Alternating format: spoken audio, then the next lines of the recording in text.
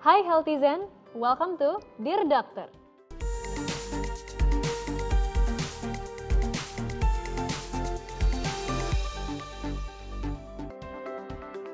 Saya Dr. Clarin Hayes yang berjaga akan menjawab konsultasik Healthizen kali ini. Sebelum saya jawab daftar konsultasik yang sudah antri untuk episode kali ini, saya mau tanya dulu nih, kalian udah pada nonton episode Dear Doctor sebelumnya belum? Karena udah beragam konsultasik yang saya jawab loh. Saya harap bisa menambah pengetahuan kalian semua dari sisi medis dalam menghadapi pandemi ini. Nggak usah lama-lama, langsung aja saya buka konsultasik yang sudah masuk datangnya dari Twitter dan Instagram berikut. Oke, konsultasik pertama datang dari akun @gloria89. Pertanyaannya adalah, dokter, boleh share dong tips aman saat naik Transjakarta atau MRT atau KRL? Kalau saya sentuh pegangannya di saat berdiri di kendaraan, apakah saya bisa tertular COVID? Bagaimana dengan taksi online? Kan orang gonta-ganti duduk di tempat yang sama.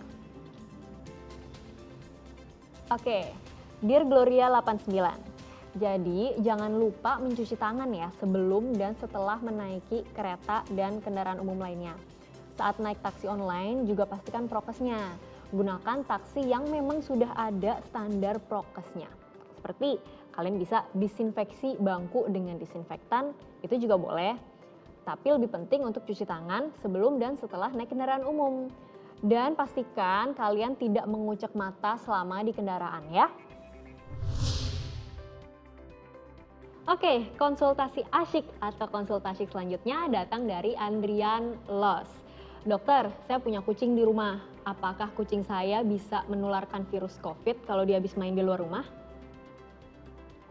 Dear Andrian, memang ada bukti sejumlah kecil hewan peliharaan di seluruh dunia, termasuk kucing dan anjing, dilaporkan terinfeksi virus penyebab COVID-19. Sebagian besar setelah kontak dekat dengan penderita COVID-19. Berdasarkan informasi yang tersedia hingga saat ini, resiko hewan menyebarkan COVID-19 ke manusia dianggap rendah. Virus yang dapat menyebabkan COVID-19 justru menyebar dari manusia ke hewan, termasuk hewan peliharaan dalam beberapa situasi, terutama setelah kontak erat. Sebaiknya, kalau seseorang ada dalam rumah sakit, pisahkan orang itu dari orang lain, termasuk hewan peliharaan dan hewan lainnya. Dan sama seperti manusia, sebaiknya hindari dulu grooming di luar. Kalau kalian sakit atau hewan peliharaan kalian tampak sakit, isolasikan terlebih dahulu. Bawa ke dokter hewan bila mengkhawatirkan. Hewan tidak perlu pakai masker ya, tapi kita yang harus pakai masker saat mau kontak dengan hewan sakit. Nggak perlu juga mendisinfeksi bulu hewan ataupun bulu kucing, karena belum ada penularan di bulu. Jadi yang perlu didisinfeksi adalah tempat makannya, kandangnya, dan mainannya, bukan hewannya. Kasihan hewan peliharaannya. Oke, konsultasik selanjutnya datang dari Bella. Yuk kita tonton dulu videonya.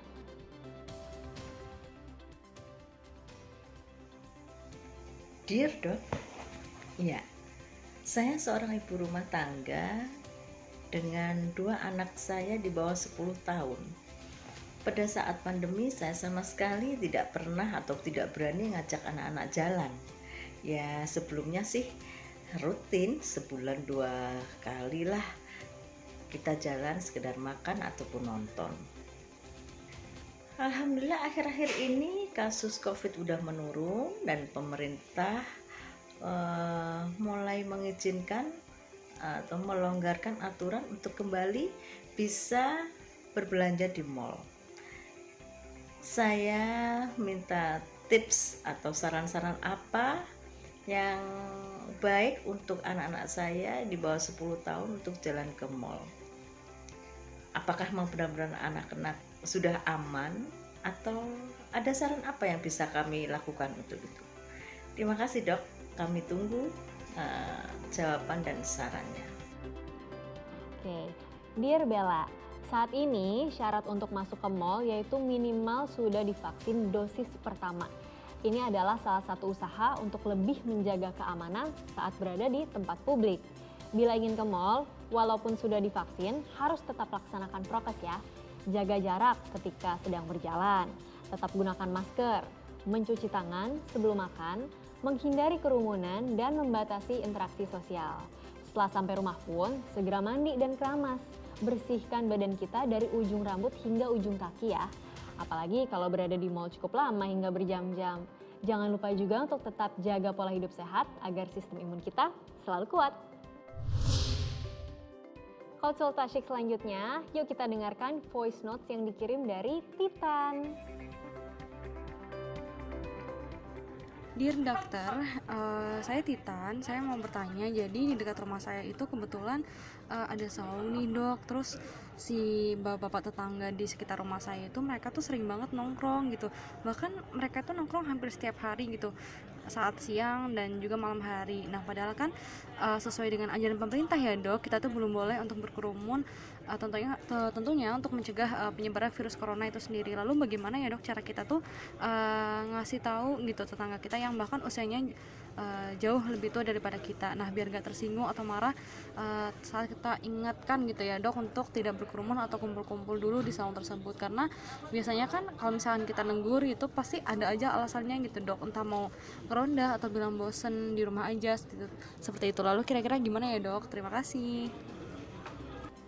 Oke, Dear Titan, well memang terkadang sedikit susah ya tantangannya jika di sekitar kita masih banyak yang suka berkerumun. Mungkin sebagai warga kita bisa baik-baik mengingatkan mereka bahwa pandemi ini belum berakhir. Sekarang hanya terjadi penurunan saja, jadi jangan lengah dan jangan buru-buru berkerumun, apalagi penularan varian Delta ini lebih cepat penularannya.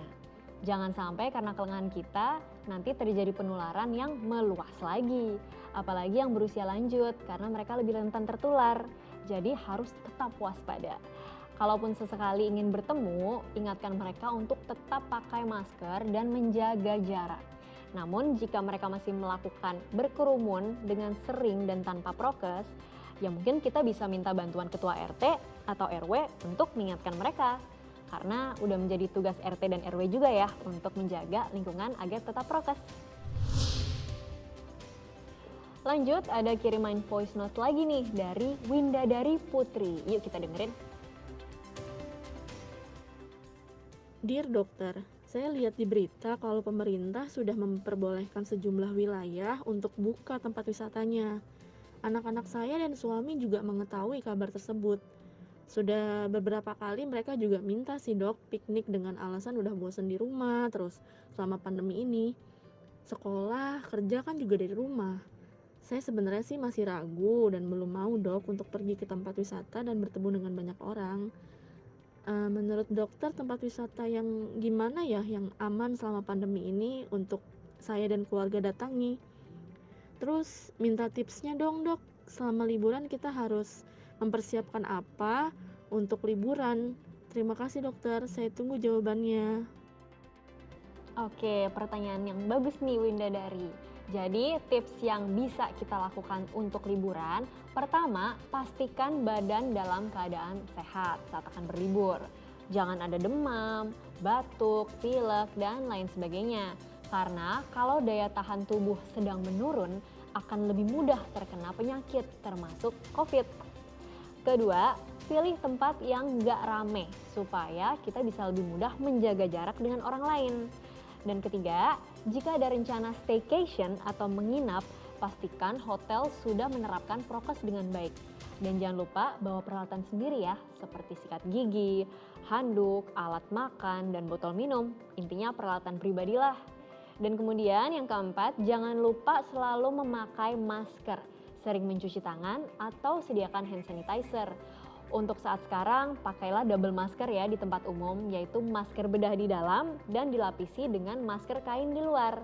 Jangan lupa juga membawa lebih banyak masker bedah supaya bisa ganti setiap 4 jam sekali. Atau kalau udah basah, anak-anak juga harus memakai masker loh, bukan cuma orang tuanya ya.